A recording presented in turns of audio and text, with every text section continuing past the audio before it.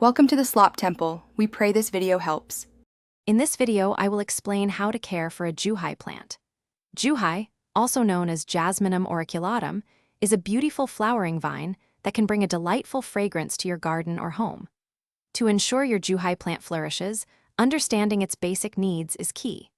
We will cover everything from ideal growing conditions to watering techniques and essential pruning tips, helping you cultivate a vibrant and healthy plant that produces many fragrant blossoms. For your Juhi plant to truly shine, providing the right amount of sunlight is paramount. Aim for a spot that receives a minimum of 6 hours of direct sun each day. When it comes to soil, a well-draining mix is essential. Consider a slightly acidic soil with a pH level between 6 and 7.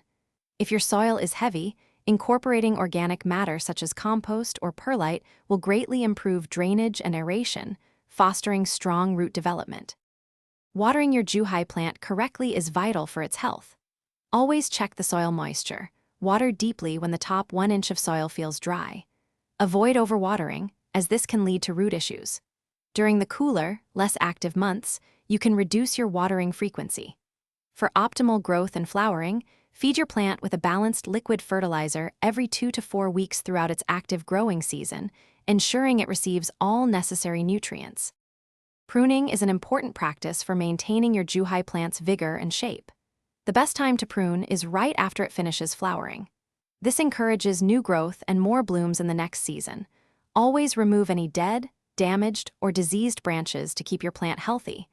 Regularly inspect your Juhi for common pests such as aphids or spider mites. Early detection and treatment, perhaps with a mild insecticidal soap, will help keep your plant thriving. Thanks for watching. Consider subscribing if we helped you.